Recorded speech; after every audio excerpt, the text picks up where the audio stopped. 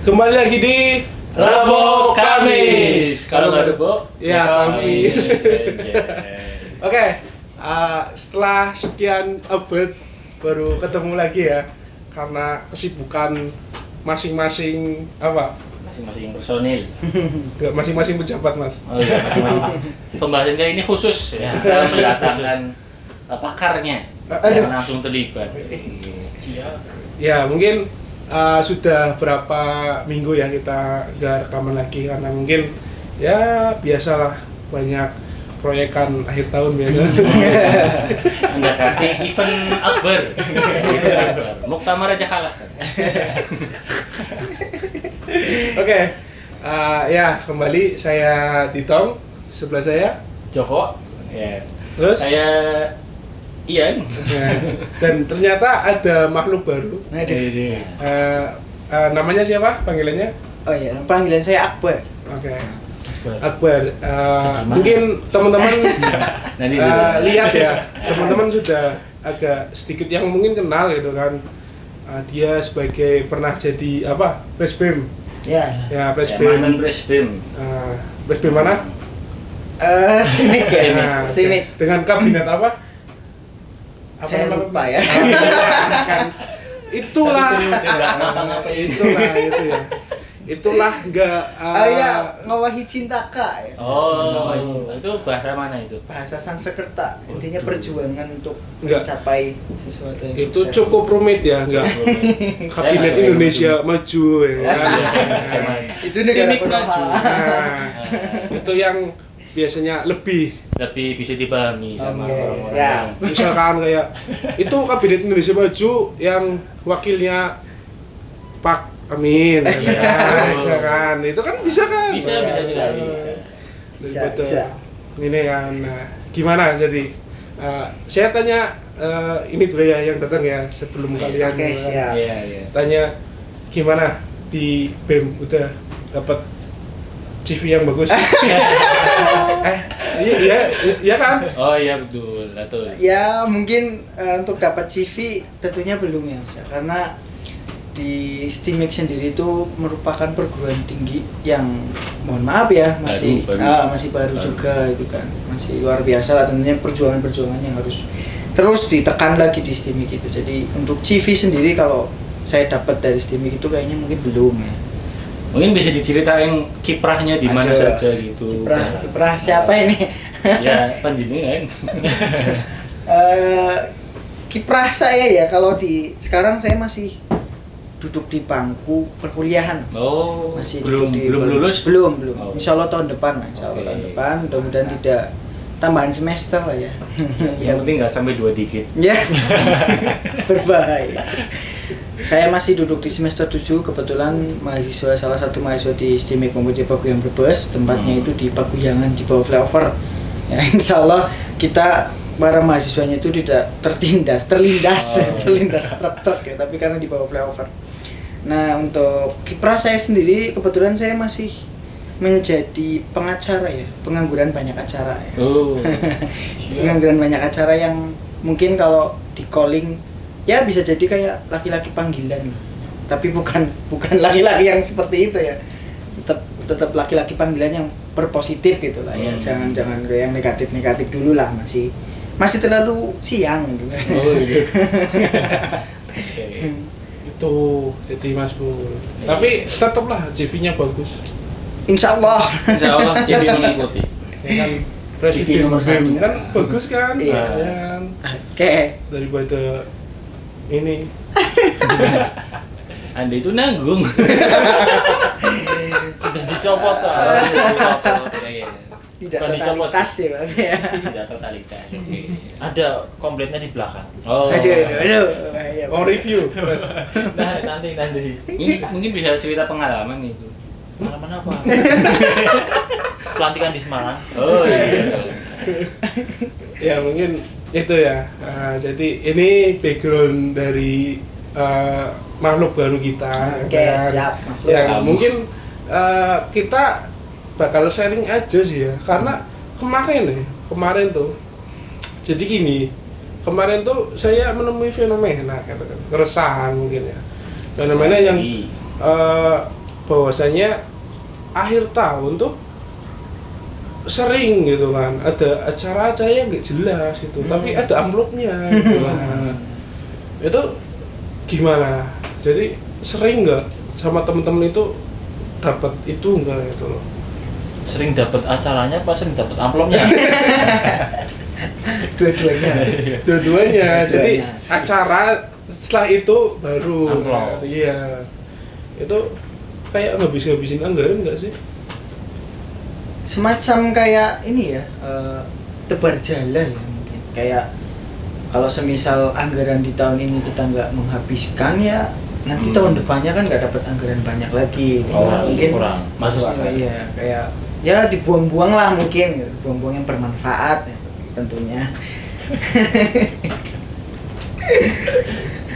Banyak ya berarti ya, banyak ternyata memang seperti itu ya, dan kondisi Brebes yang cukup luar biasa Ya, yang luar biasa sekali. katanya Jadi kemarin bupatinya juga baru itu kan. Baru iya. selesai. Baru selesai. Bukan lengser, baru Selesai. Sudah Baru selesai. selesai. Per tanggal 4 Desember ya. Iya. Tapi jadi mekar nggak? Itu event 5 tahunan itu, Pak. Kalau Mungkin kata saya sih itu event 5 kita tahunan. punya cucu mungkin ya. Ya mungkin nunggu presidennya dari golongan kita.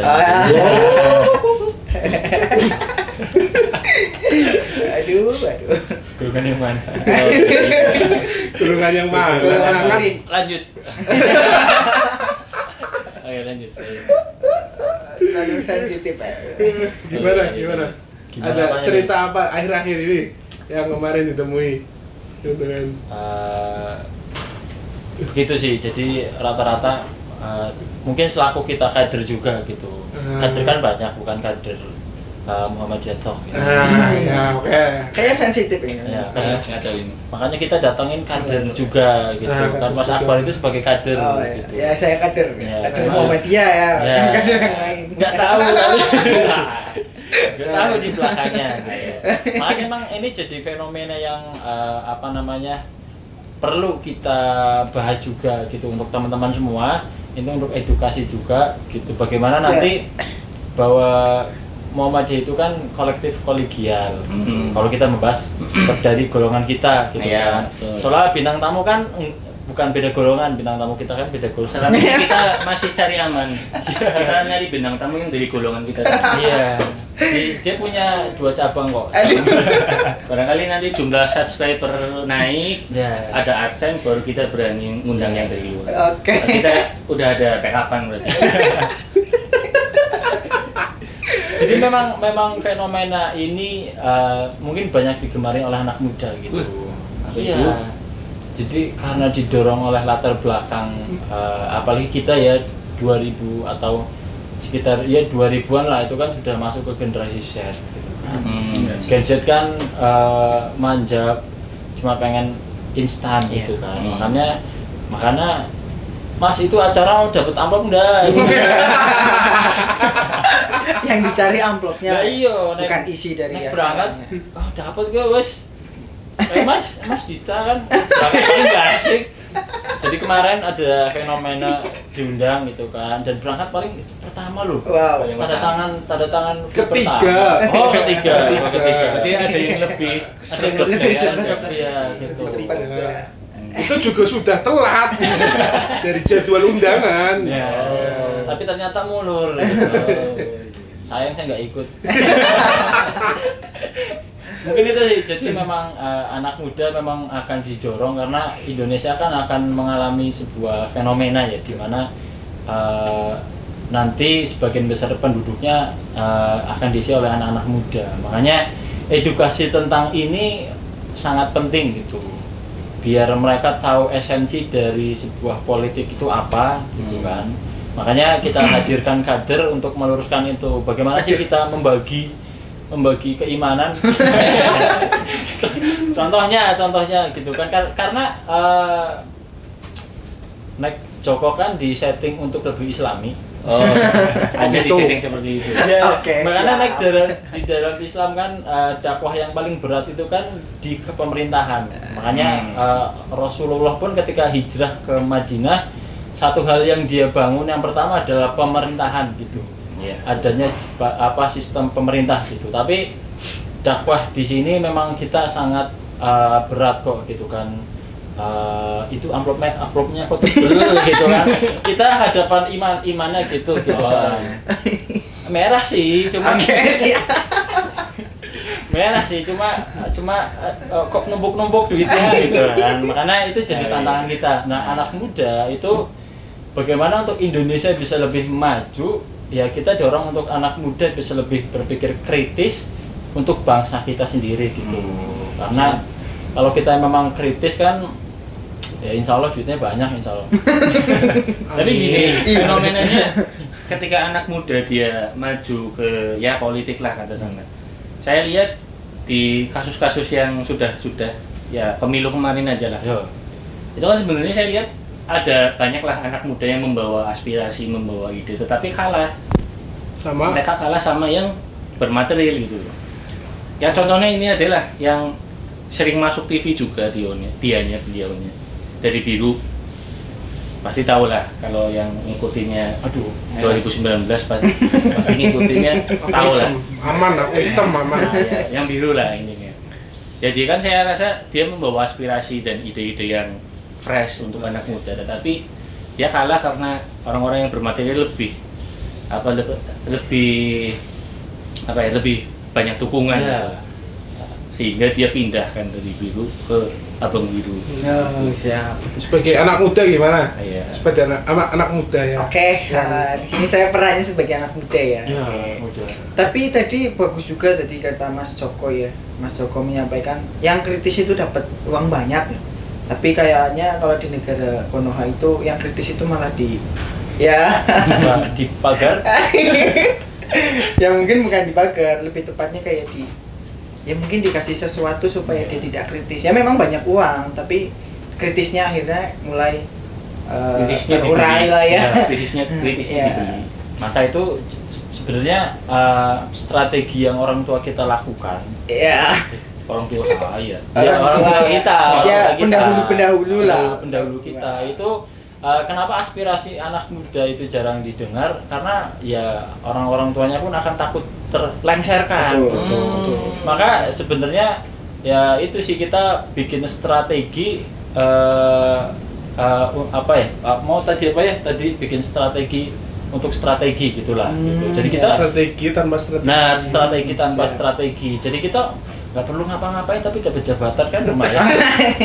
Jadi kita membangun strategi. Soalnya yang dicari itu bukan anak muda yang kritis sebenarnya. Iya, tapi yang nurut. Yang nurut gitu. Makanya kita harus berkamuflase. Kita harus nurut dulu. Di atas baru kita kritis. Oke, siap. Mantap. Tapi Jadi sayang pertanyaan ini tapi sayang ketika sudah di atas lupa. Sengaja lupa. Mungkin karena terlalu nyaman. Iya, makanya kursi-kursinya sudah sangat empuk. Ya. Enggak bisa jadi dia sudah menemukan passionnya. Ya. Aduh bahaya kalau Nah, makanya sebenarnya anak muda itu didorong untuk itu gitu. Bagaimana bisa mengkritisi, dilampiaskan tapi nggak arogan dan tidak menjatuhkan gitu. Bagaimana mereka harus punya strategi yang lebih bagus untuk menghadapi 24 contohnya gitu. Bagaimana partai punya daya tawar yang lebih untuk anak muda gitu, dan anak muda punya sesuatu yang akan dibawa ke atas gitu. Soalnya di bawah atas. Soalnya kadang suka miris kalau kita lihat mahasiswa umumnya ketika demo gitu kan. Mereka menyampaikan aspirasi tapi tanpa mereka lihat realitas sosial juga gitu. Jadi ya mahasiswa itu pahlawannya masyarakat kecil contohnya gitu kan ibaratnya. Tapi nggak melek masyarakat kecil itu sendiri gitu loh. Kadang suka miris bulan Ramadan kita bikin demo, kenapa nggak bagi-bagi takjil aja setelah demo gitu. Kan demonya buat Instastory doang. Iya, makanya bagi-bagi bansos. Bagi-bagi bansos gitu kan. Bansos yang sudah terpotong doang yang bagi bansos. tapi Tapi ini, jadi kita lihat pandangan dulu dari anak muda yang menemukan keresahan-keresahan apa yang ditemukan. Ya, monggo. Ini dulu. Ya, Siapa mungkin. dulu? Oh, Oke, iya. siap. Kamu dulu. Jadi Ya nggak sia-sia datang sini. Aduh. apa yang ditemukan, Oh, iya. kan.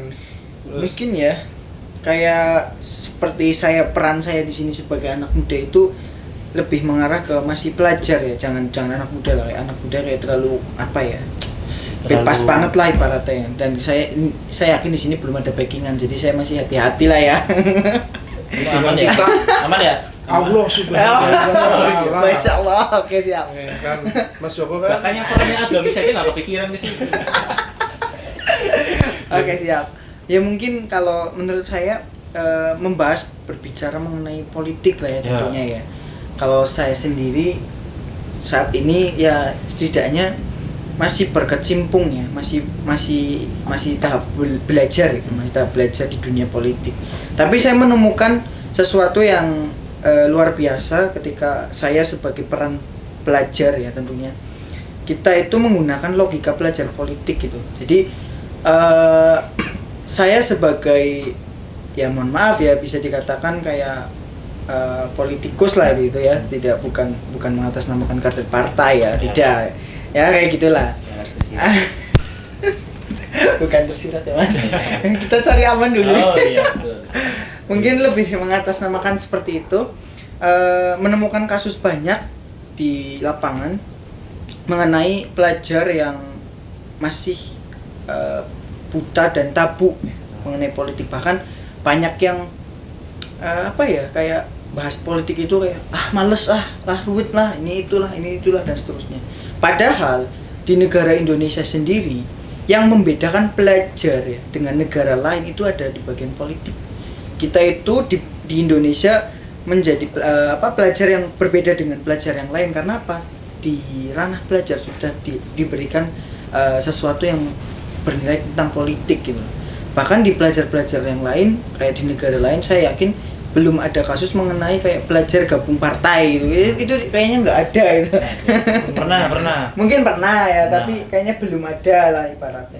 Terus yang menjadi kasus nasional ya, kasus nasional, banyak pelajar yang beranggapan bahwa ketika kita masuk dunia politik itu maka kita masuk dunia hitam. Pasti bukan hanya sebatas pelajar-pelajar saja, tapi masyarakat mayoritas umumnya memang mengatakan bahwa politik itu hitam. Tapi kembali lagi ketika kita bernuansa Islami tentunya, untuk politik sendiri itu bukan dunia hitam, tapi politik sendiri ini seperti halnya kita mengatur strategi gitu. Mengatur strategi bagaimana caranya kita supaya mendapatkan sesuatu yang kita inginkan itu menjadi sukses. Kayak contoh, tentunya suksesnya yang bermanfaat ya, bukan hanya sebatas mensukseskan diri sendiri, memperkaya diri sendiri, itu yang salah. Tapi sejatinya kalau semisal politik menurut saya dari beberapa dasar ya, itu bahwa politik itu adalah strategi untuk mencapai sesuatu yang ingin kita capai dengan catatan memberi manfaat untuk sesama, karena khairunas anfahum linnas ya, tentunya manusia itu sebaik-baiknya manusia itu adalah yang bermanfaat untuk sesama. Itu gambaran politik menurut saya yang selama ini saya perjuangkan ya. Dan saya ingin sosialisasikan pada teman-teman pelajar khususnya. Tetapi ya kembali lagi dengan lingkungan kita yang luar biasa ini tentunya, ketika uang berbicara maka semuanya sudah berubah ya. Ketika kita memang jiwa anak muda kan, katanya siapa ya, Pram apa ya, yang keistimewaan pemuda yang terakhir ialah idealisme. Oke, kan? bahas idealisme ini. Kan? Ketika kita orang idealis itu kan masuk ke politik gitu kan, untuk bahasanya apa tadi, kepentingan masyarakat. kepentingan masyarakat itu kan, yang di tengah-tengah yang hitam gitu kan. Nah, kita inginnya gitu kan, karena kita sudah tahu nih akar masalahnya itu di sistem gitu kan, tapi kita gak punya otoritas untuk mengubah sistem itu. Dan mau tidak mau kita harus terjun dan bahasanya apa ya, Iya. Ya intinya begini, kalau cari jabatan Ya, kan, gitu. dan akhirnya tetap gak bisa, ya, bro. mungkin begini kan tanggapan. Ini solusi yang sangat apa ya namanya, solusi yang kecil lah ibaratnya, tapi kalau misal kita bareng-bareng insya Allah bisa menjadi solusi yang besar. Kayak contoh, banyak masyarakat yang menganggap bahwa politik itu hitam ya. Kenapa orang-orang yang menganggap politik itu hitam, kenapa dia tidak masuk dan memutihkan politik gitu? Itu menurut saya masih hal yang menjadi pertanyaan yang besar itu. Memang saya merasakan itu, bahwa saya ingin membawa politik ini menjadi putih gitu, jangan hitam. Tapi kalau saya sendirian susah kan.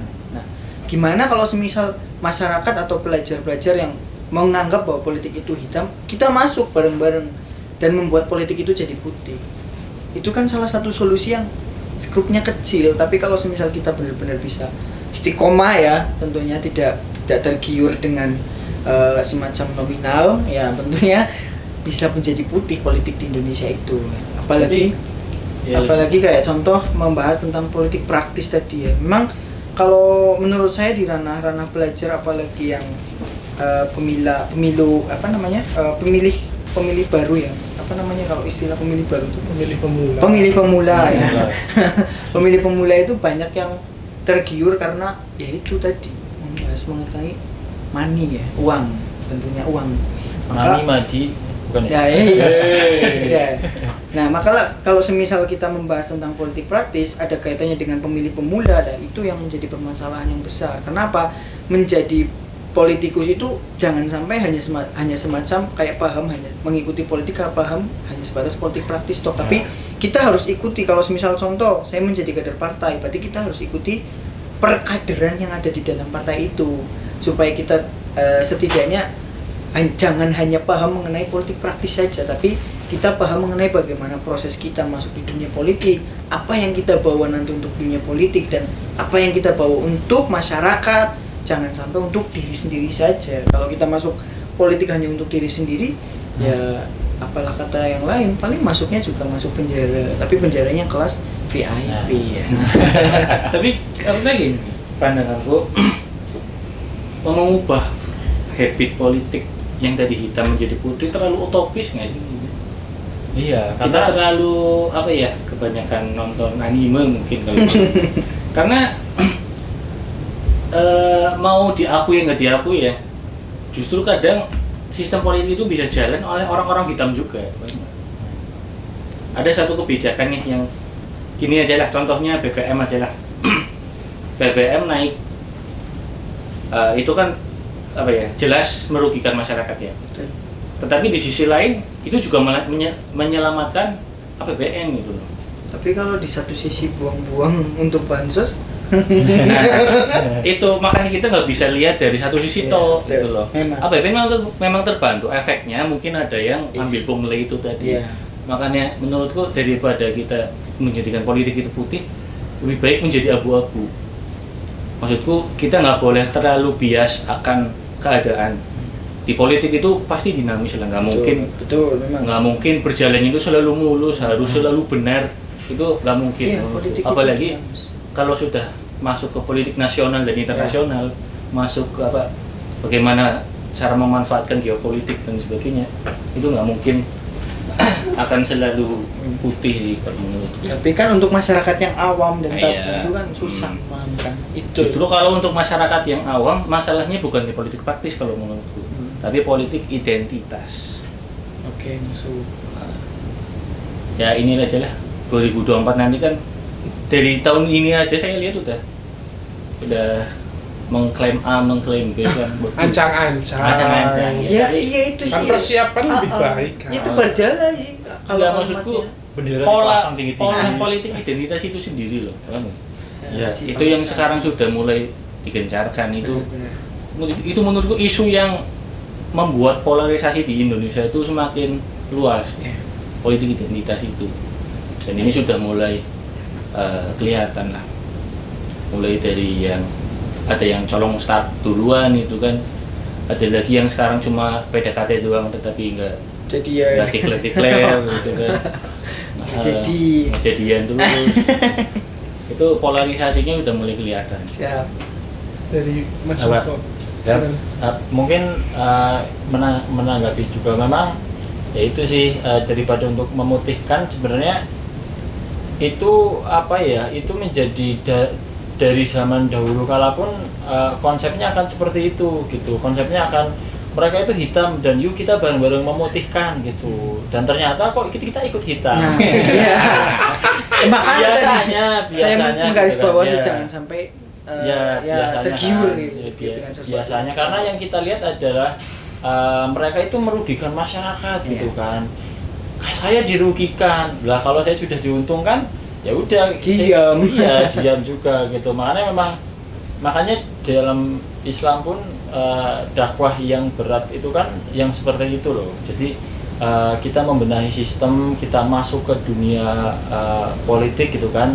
Maka iman kita sangat diguncang gitulah di situ. Makanya memang jadi abu-abu pun nggak masalah gitu kan, jadi titik putih pun nggak masalah. Tapi sebenarnya rata-rata orang pun akan ditutupi gitu. Jadi perbuatan kita itu untuk menutupi jati diri kita yang sebenarnya. Entah itu yang baik atau yang buruk, bener sih kata Mas Bro juga. Kita ikuti dalamnya, kita jadi orang yang mungkin abu-abu gitu kan. Tapi abu-abu ini jangan samar gitu loh. Makanya edukasi ke masyarakat itu ya sudah dipetakan sebenarnya dari parpol itu sendiri gitu. Bagaimana lah itu rumah punya bambu menjulang ke atas, di atasnya bendera gitu kan. Merah biru contohnya. Iya. Makanya edukasi merah putih. Ya merah putih. Indonesia kan. Tadi kan mau merah biru gitu contohnya. Makanya edukasi ke masyarakat memang sangat perlu gitu kan. Terus pelajar kok sangat kurang. Contohnya mereka dibatasi untuk belajar politik gitu kan. Sebagai pengalaman gitu kan. Nah iya karena sekarang ada loh pelajar yang mungkin kelas 2, kelas 3 sudah punya KTP. Bagaimana sih mereka mempersiapkan untuk pencoblos pemula gitu kan? Sekolah melarang gitu. Mereka fokus pendidikan gitu kan, tapi buta akan politik gitu kan. Karena yang gitu, karena takutnya wah cuma dikasih 50.000 kok berani berangkat ke Semarang. contohnya gitu kan. Maksudnya karena nggak ada edukasi yang lebih gitu. Kenapa nggak cari yang 100.000? Kenapa harus 50.000? Adanya yang dilalah dapat kliennya itu, dilalah dapat apa ya kerjasamanya itulah. Oke. Tapi kan ada bonus baju kan. Iya, bonus baju, meskipun atributnya sudah dicopot. Makanya pelajar menurutku memang perlu sih belajar. Banget perlu. Kita apa ya? Kita edukasikan tentang politik sangat perlu, apalagi untuk mempersiapkan 24 itu gitu. Bagaimana 2024 gitu. Iya, 24 itulah. 2024 gitu kan. Bagaimana kamu cocoknya di merah gitu. Merah semua kan. Ya, merah semua. Saya marun. Ini saya kader merah. Ya. Makanya sebenarnya memang penting edukasi untuk pelajar. Karena dulu ketika baru beranjak ke komunitas gitu kan, lah sudah dilarang gitu kan. Jadi pikiran kita, mindset kita sudah diputus di situ. Itu yang menjadikan pelajar semakin bodoh gitu. Tapi ini gini loh, batasan pengetahuan untuk politik dengan pelajar juga apa ya, istilah harus ada batasan. Maksudnya nggak sampai langsung masuk ke ranah politik ya kalau menurutku. Politik praktis. Iya, ya, entah itu sekedar ikut kader apa lah itu. Tapi menurutku ya pelajar itu dibekali politiknya hanya sebatas ini apa ya, tentang tadi politik praktis, politik identitas itu. Jangan sampai pelajar ini yang harusnya berfokus ke belajar dulu sudah masuk ke ranah yang mungkin belum cocok. Nah itu Pak enggak, maksudnya jangan kita mendorong mereka jadi kadernya. Gitu. Mungkin gini ya, kalau semisal pembahasan politik ini kan luas, bukan hanya sebatas kita memperkenalkan pelajar tentang politik dan kait-kaitkan dengan parpol ya. Tentunya kalau kita membahas politik itu bukan hanya sebatas tentang parpol ya, partai politik toh, tapi memang politik skrupnya memang luas. Nah, ini kasus nih Mas, pernah dulu Mas Joko. Dulu saya pernah menjadi pelajar ya tentunya. kasus yang saya temukan adalah saya ingin berusaha memperkenalkan tentang politik nih, tapi saya bingung posisinya. Kenapa bingungnya itu adalah siapa yang bisa memperkenalkan dan menyampaikan tentang arti politik tanpa embel-embel promosi diri, promosi partai. Itu susah mencari hal semacam ini. Ini di lingkungan saya sendiri ya, kebanyakan orang-orang yang promosi tentang politik, mengedukasi tentang politik, itu banyak yang di akhir kata itu kayak jangan lupa loh pilih saya, gambarnya ini itu. Padahal politik jangan hanya dikaitkan dengan parpol saja, tetapi bagaimana cara kita menyusun strategi supaya Indonesia ini bagus gitu loh, bukan hanya parpolnya saja. Menurutku edukasi politik yang yang tak pikirkan itu bagaimana biar mereka nggak rancu memilih. Nah gitu. itu bener. Cara untuk kadang kita selalu miss gitu, kita nggak pernah baca berita di TV, di koran, di medsos lah tentang isu-isu politik ya gitu kan, isu-isu yang lagi hangat gitu kan. Karena menurutku itu salah satu edukasi untuk kita bisa mengkritisi politik. Memang politik kan luas gitu kan. Makanya ini parpol punya sumbangsi apa untuk masyarakat gitu, bukan untuk Indonesia tapi untuk masyarakat gitu kan. Itu jadi memang edukasinya ya tentang biar kamu nggak salah milih dan biar kamu sesuai dengan apa kata hatimu gitu, bukan apa kata amplopmu. Saya dulu pernah memiliki kayak semacam misi tentang belajar paham politik. Saya sempat mempertanyakan kepada diri saya sendiri, kenapa saya tertarik dengan politik? Kenapa saya tertarik dengan politik tapi yang lain tidak? Bahkan yang banyak pelajar yang benar-benar anti dengan politik, sama sekali anti dengan politik, kayak bahas politik usah bahas politik mumet. Nah, kasaran bahasa Jawa itu kayak gitu. Bahas politik itu ruwet, bahas politik ini itu, dan kaitannya selalu dengan parpol. Ya memang politik itu tidak akan pernah jauh dengan namanya parpol, tetapi segrup politik itu luas, bukan dengan kaitannya dengan parpol. Nah, saya ingin mempunyai misi dulu seperti saya sampaikan ini adalah bagaimana caranya mahasiswa, pelajar, kaum muda itu jangan tabu dengan politik gitu loh. Dulu saya visi misinya seperti itu, tapi dan sekarang pun mungkin masih dan saya masih memiliki kebingungan sendiri. Siapa yang mampu menyampaikan ini tanpa adanya embel-embel promosi? Saya masih bingung. Kayak mungkin badan-badan pengawas yang bisa menyampaikan, tapi akhirnya ujung-ujungnya kita tetap diarahkan ke sesuatu yang agak sensitif sih memang. Nah itu sih, makanya pelajar memang butuh gitu, bukan dalam artian mereka dipilih gitu.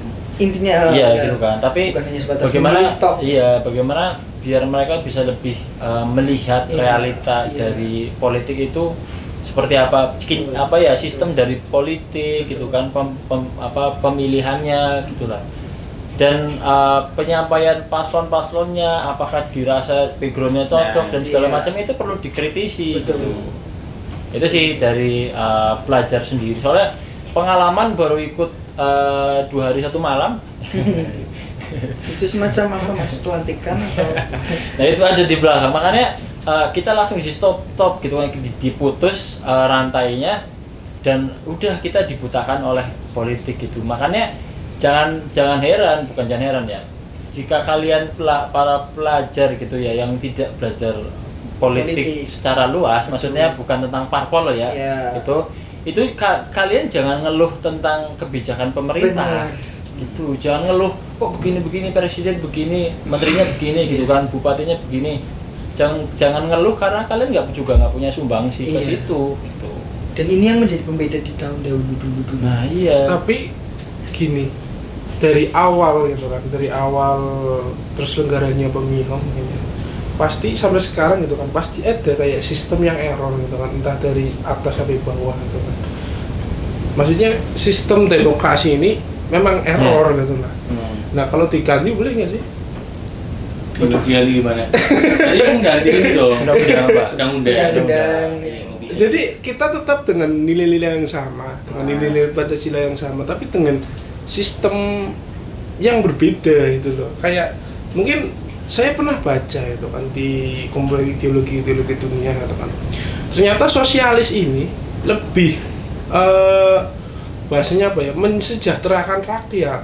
Sosialis. Iya, dengan misalkan kita bayar pajak gitu kan dengan jumlah yang gede gitu kan, dan kemudian rumah sakit gitu kan, rumah sakit itu gratis, pendidikan gratis.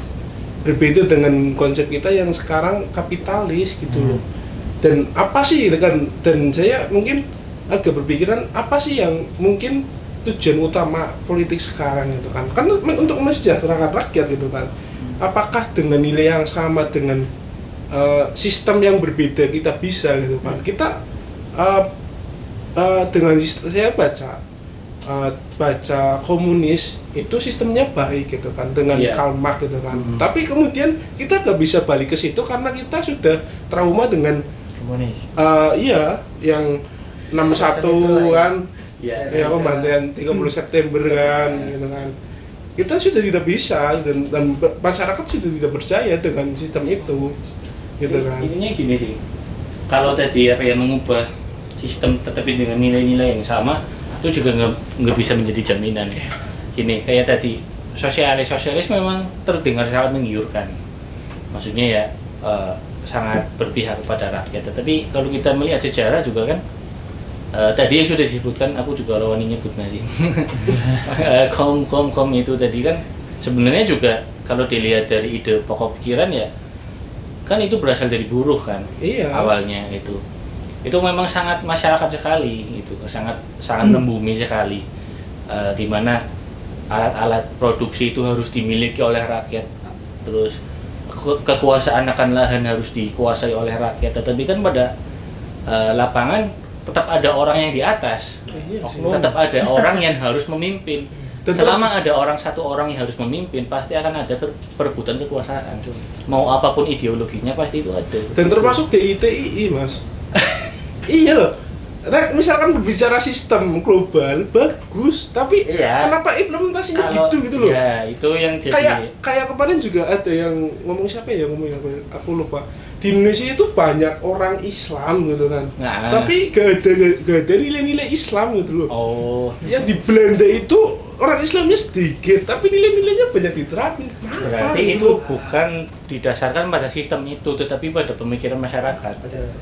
Kalau ngomongin itu kan harus tersistem kan. Kan sistem ini loh, sistem politik di Indonesia lah gitu. Ya, politik praktis. Katakanlah politik praktis itu sebenarnya bukan salah sistem, bukan salah demokrasi, tapi masyarakatnya, orang-orang yang masuk ke situ, orang-orang yang punya material, punya kekuasaan, punya akses, yang ketika dia masuk ke situ dia menyalahgunakan. Berarti bukan sistemnya tapi orangnya gitu. Oknum. Iya, maka itu selama ada seseorang yang punya kekuasaan, entah itu lahan atau alat produksi atau material, akan susah untuk mengubah habit yang ada di masyarakat kita. Jadi lebih baik edukasinya sih, ditekankan ke edukasinya supaya sampai kapan gitu loh, sampai oknumnya selesai. Benar. Kalau kataku itu mamah dikeluar udah kelar lah, udah sudah rampung. Tapi karena sudah nyaman dengan duduk di kursi empuknya, mungkin susah sih. Iya, makanya untuk ditanya sampai kapan mungkin ya nggak tahu juga itu pasti. Itu jauh pertanyaan yang sangat. Iya, makanya ditambah memang lingkup negara bahkan sangat besar gitu kan. Yang lingkup kelurahan pun desa itu kan sering terjadi gitu kan. Apalagi ditambah setiap wilayah punya oknum berbeda-beda kan, wah repot banget gitu kan. Makanya tadi juga sama menyambung, di Indonesia itu banyak orang Islam. Kalau dikerucutkan lagi, di Indonesia itu banyak hafiz Quran, jadi menteri, yang jadi punya jabatan lah gitu kan. Dikerucutkan lagi ada panitia surga itu tadi. Ya, tapi kenapa Indonesia dilanda banyak kalian kerasa nggak tadi ya bencana kemarin ada gempa di rumah saya juga. Gempa di mana, di Garut gitu kan. Sebelumnya ada di Cianjur.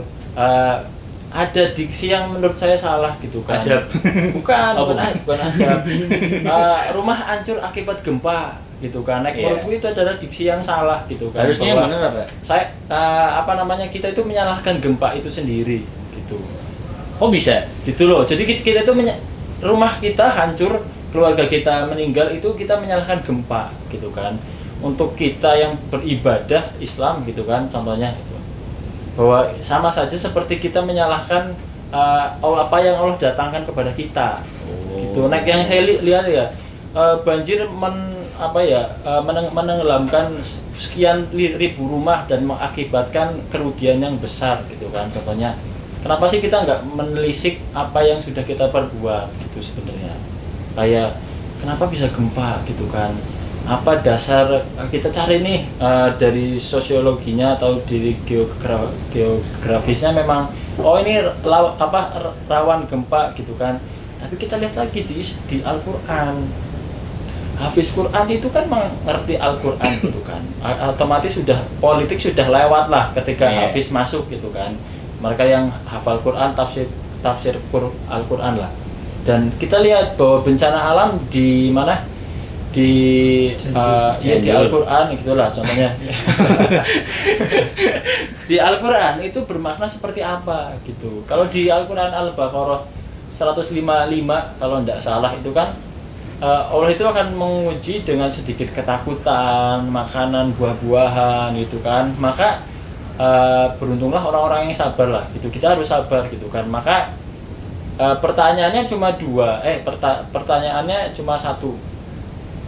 Dua ya berarti ya. Dua. Berarti kayak dua. Hal ini didatangkan untuk ujian atau untuk azab gitu. Bukan azab sih, teguran. Gitu kan. Peringatan gitu kan. Maka semakin kacau Indonesia, maka semakin banyak pula bencana gitu.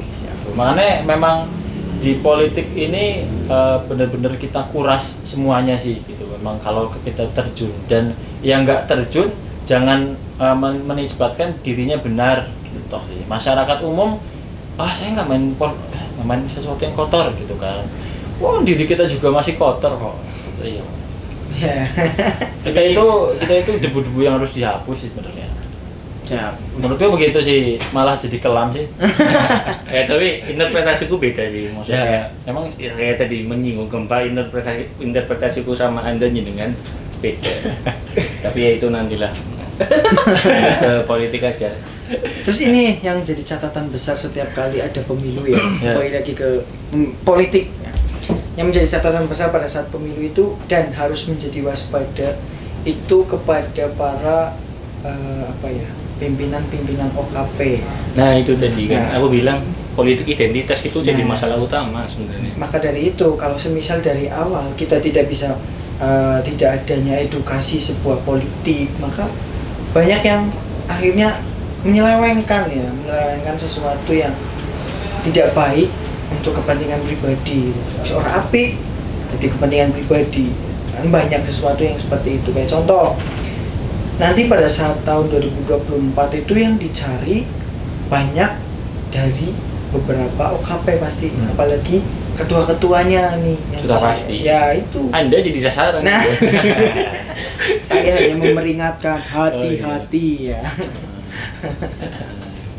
Hati-hati nih untuk para ketua-ketua OKP ya. Mudah-mudahan idealisme kalian tidak terganggu. Mudah-mudahan. Tahu kalau amplopnya tebal. Nah itu pastinya tebal sih Mas, karena 2024 ini besar-besaran nantinya ya. Ya seperti halnya kayak tahun yang lalu lah ya. Tahun yang lalu saya pernah mendapat kesempatan untuk bisa menjadi salah satu koordinator untuk pemenangan paslon lah ya. Pemenangan paslon. Bahkan kalau semisal dilihat dari yang lalu mengenai panitia pemilihan dengan para koordinator itu malah lebih besar koordinator untuk mendapatkan honornya. Padahal untuk segi kinerjanya panitia pemilihan ini luar biasa loh, kerjanya dan seterusnya. Tapi dari segi akomodasi, itunya benar-benar memang sangat secuil ya. Karena ya tadi itu kembali lagi dengan hal yang tidak baik untuk kepentingan tidak baik juga. Iya, tapi kan itu juga perlu pertimbangan kan. Dia punya suara berapa? untuk dicalonkan kan menjadi pemenang gitu kan. Ya iya, dan misalkan bahas politik praktis bakal ketemu hitung-hitungan dengan iya kayak gitu kan. yang baru-baru ada tuh sudah bagi amplop kok tapi nggak jadi. Betul belum? Apa? Ada sudah bagi-bagi amplop tapi nggak jadi. Oh yang di itu LPM Jakarta apa nih? Aku lupa. Bukan di Jakarta. Dia sudah tebar, nominalnya besar, tapi dimanipulasi. Akhirnya dia nggak jadi. Gitu kan. Dan itu jadi kayak ketika itu dipublish kayak kok dia apa ya ibaratnya kayak kok sebegitunya gitu ingin mendapatkan sesuatu yang itulah gitu. Banyak kasus-kasus seperti itu Mas. Memang kayak halnya kalau kita tebar jala kita nggak dapat ikannya ya ada rasa yang kecewa kan pasti. Dan mana uangku? Nah, akhirnya memiliki konsep balas dendam. Nanti ketika saya duduk di atas, saya akan memberkahi diri sendiri, mencari modal lagi untuk nebar jalan lagi. Ya, konsepnya memang seperti itu ya. Tapi saya hanya ingin memberikan visi misi, bukan memberikan, tapi hanya kayak pengen sesuatu. Saya tidak mencalonkan diri ya, tidak promosi ya.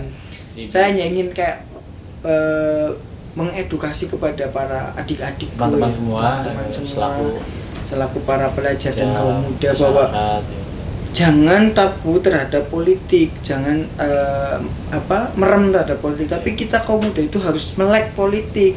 Dan kalau semisal teman-teman beranggapan politik itu kaitannya selalu dikait-kaitan dengan parpol, itu salah besar. Nah, politik itu bukan hanya dengan dikaitkan dengan parpol. Politik itu ya sesuatu yang bisa dimanfaatkan kayak halnya seperti pisau ya. Kalau semisal kita pisau untuk membunuh orang itu kan nggak baik. Padahal manfaatnya banyak sekali untuk mengupas, untuk ya banyak manfaatnya lah. Tapi kalau semisal kita digunakan untuk membunuh orang, pisau itu jadi tidak baik kan. Nah itu juga halnya sama dengan politik. Politik itu jangan selalu dikaitkan dengan hal-hal semacam parpol. Tapi banyak sesuatu yang bermanfaat di dalam politik ini. Kayak mengatur strategi, terus berbagi kebermanfaatan, terus kayak memecahkan suatu permasalahan yang ada di dalam sebuah lingkungan itulah intinya ya. Itu politik. Nah, saya ingin menyampaikan itu Mas, tapi saya tidak memiliki power, jadi kayak agak susah menyampaikan sesuatu ini. Nah, makanya Komis hadir. Nah, ini menjadi salah satu alternatif. Tapi apalagi nanti ketika saya ingin memiliki niat seperti ini, ditakutkan saya dijegal, Mas. Dijegalnya itu bukan berdasarkan dijegal, dibegal atau gimana, tapi yang saya takutkan adalah dijegal dengan menggunakan nominal ya. Ya karena namanya anak muda ya, tentunya yang namanya kebutuhan kan. Gak apa-apa, ya. 3 orang siap kok. Aduh. Ya nggak tahu saya bisa lama apa enggak. Editor di belakang. Ya saya tidak ingin kita itu editor. Tidak ingin menjadi kaum yang mohon maaf ya munafik ya Mas ya. Yang namanya kita ketika dihadapkan dengan uang yang nominalnya besar, siapa sih yang nggak tergiur? Kayak contoh Mas tadi mencontohkan bahwa orang-orang yang sudah hafiz tadi ya mohon maaf ya, bukannya gimana-gimana, tapi ya banyak yang agak kurang memanfaatkan sesuatu yang sudah diberi lebihan gitu loh. Akhirnya dengan uang yang nominalnya sebesar itu ya tergiur juga, apalagi membahas tentang idealisme. Idealismenya kalau semisal uang sebegitu besar, saya yakin banyak yang menjual idealisme itu. Kayak 100 juta apa milih idealismemu ya. Oh 100 juta masih terlalu kecil ya. Apalagi ya mungkin terlalu kecil sih, tapi untuk beberapa orang yang mungkin butuh idealisme itu bisa digadekna loh, digadaikan 100 juta. Ayan. Kita hidup di dunia hanya sementara ya. Ya kan ya. Kenapa enggak hidup cuma sekali, gaskan aja lah. Itu yang jadi masalah kan. Tapi boleh gak sih apa? Jadi presiden terus ganti sistem itu? Secara logika bisa. Bisa kan? Secara logika bisa. Iya kan? Berarti Cuma kita kan, perlu jabatan gak sih? Iya, kuncinya jabatan. Cuma kan untuk mengubah satu sistem kan harus ada kesepakatan. Nah itu. Maka banyak calon-calon yang diangkat tapi dia diatur oleh yang mengangkat itu sendiri. Nah, itulah kalau kata aku sih kunci menjadi politikus sukses itu harus punya usaha. Usaha, maksudnya bukan berusaha enggak. Usaha yang menghasilkan uang. Ya, usaha lah. Ya dagang lah ibaratnya. Dagang kayak jadi bos kayak ya, pengusaha gitu. Iya. Ya, sangat maksudnya menarik. Iya kan maksudnya kan kalau saya ya gitu kan. Kemudian ini yang rusak itu sistemnya karena nenek moyang gitu kan, turun temurun, dan kemudian bagaimana caranya buat diganti gitu kan. Berarti kan dari atas kan.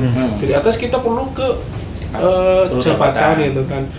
Otomatis kita memerlukan sistem itu gitu kan yang rusak itu. Tapi nah, kita ternyata terlarut gitu kan. Nah, akhirnya itu. gak jadi ganti dan akhirnya ya sudah gitu loh. Sebenarnya bukan terlarut sih, tapi kadang yang memiliki jabatan tertinggi di sebuah negara pun masih menjadi sebuah boneka sih. Jadi kayak ada jabatan yang lebih tinggi lagi. Ya susah juga walaupun dia sudah tertinggi gitu kan. Iya. Tapi juga memikirkan rakyat-rakyatnya yang banyak gitu kan, dan tidak bisa secara otoriter kembali. Kalau kita bisa kan secara otoriter mungkin kita ke Orde Baru dengan mengganti sistem ya. Ini kalau pikiranku sendiri ya, kalau kita berpikir bahwa di pimpinan teratas ada boneka apa ya tadi ente nyebutnya? Ya, intinya masih ada jabatan yang lebih tinggi dari jabatan tinggi. Jabatan yang lebih tinggi dari katakanlah pemimpin nomor 1 lah. Ya. Menurutku itu kita terlalu menyalahkan ini sih, menyalahkan keadaan kalau itu menurutku ya. Karena mau disukai atau enggak, yang rusak itu di badan-badannya sih. Paham nggak sih? Maksudku gimana ya, kita nggak boleh menolak bahwa yang rusak itu di badan bukan di kepala. Intinya ya, daripada kita langsung mengatakan oh di atas ada ini ada yang gerakin boneka dan sebagainya, kita lihat badannya dulu aja deh. Tapi kalau kepalanya lebih tegas, otomatis badannya juga pasti ya nanti jatuhnya otoriter bro. Jatuhnya otoriter bro. Otoriter. Orde Baru ente Orde Baru ente. Oh.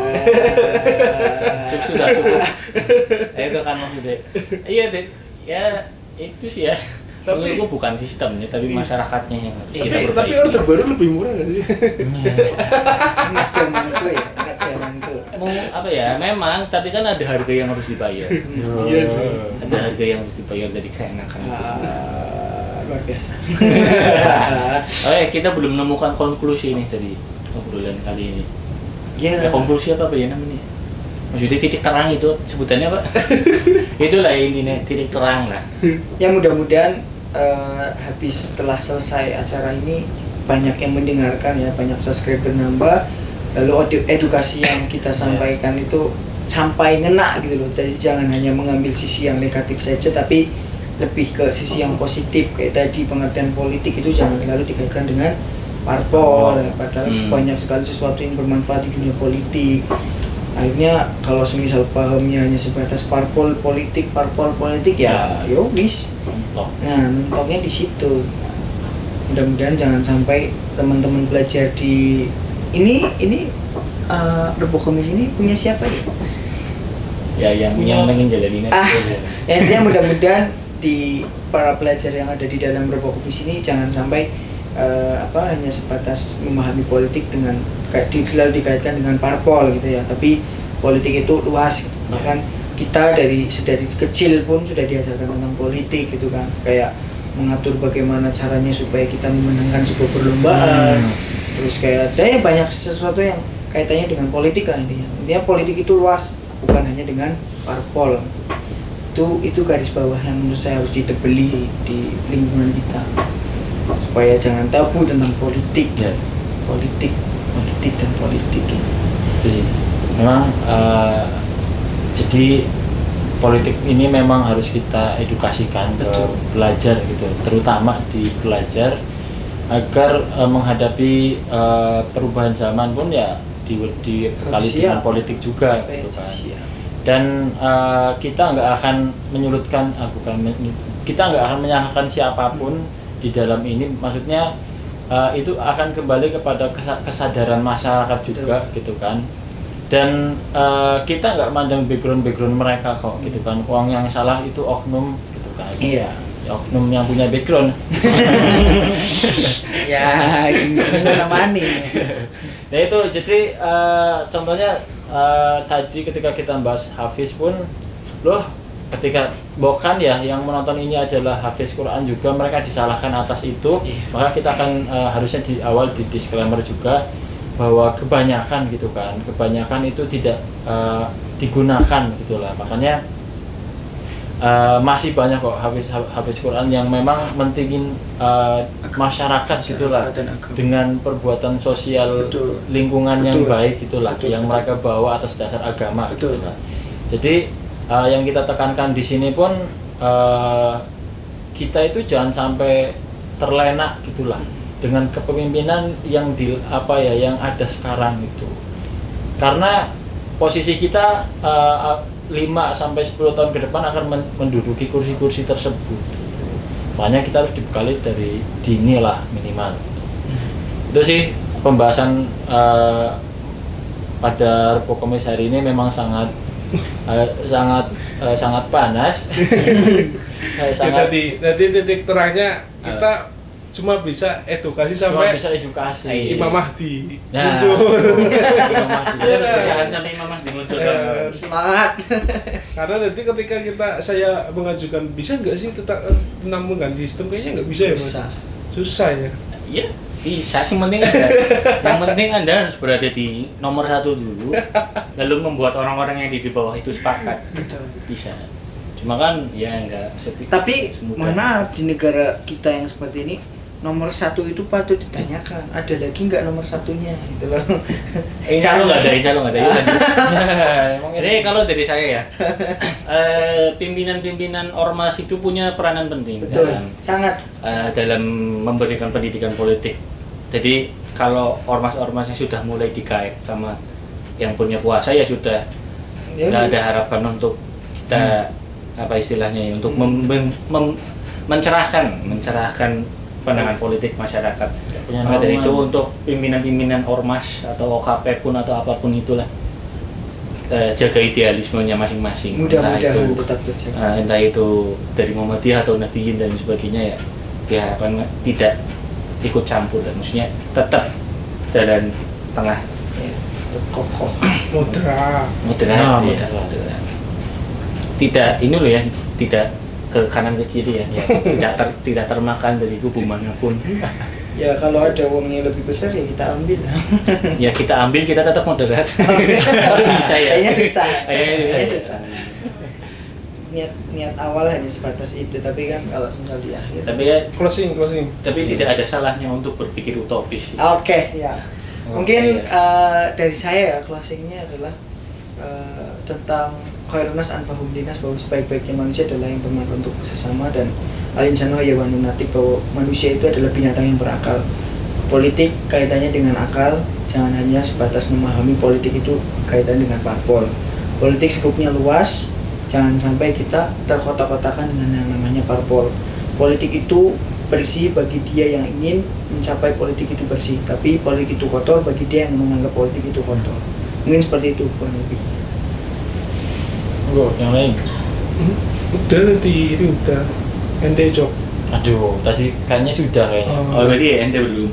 Ya kita belajar dari orang-orang tua, ya kan, yang kemarin luar biasa teman-teman. Oh iya. Muktamar kemarin harusnya ortem itu vokal belajar kan, nah itu loh, terutama 2 periode dengan komposisi yang sama. Tidak ada yang protes, tidak sampai muktamar luar biasa. Ya sampai muktamar online. Memang ya ayahanda kita memberikan sesuatu yang adem. Ya. Harusnya kita yang di bawah-bawah yang masih berebut istilahnya. Ya itu menjadi ya, identitas itu kita sih. Harusnya kita malu lah. Ya malu, tapi kita yang gontok-gontokan ya. Tapi ayahanda kita di atas adem aja. persediaan gitu sakit. Kan itu analisisnya kan itu. Ya kan kita masih malu-malu kucing ya Mas. Kalau kita Tapi ya kalau keuangan ayahanda kita yang ada di PP kan tidak setara, maksudnya kita nggak bisa dibandingkan dengan kalau Ente sopo bro kan? Aku sih siapa? Iya. Intinya sukses Muktamar Rumani, mantap. Mantap. Walaupun nggak bisa masuk stadion.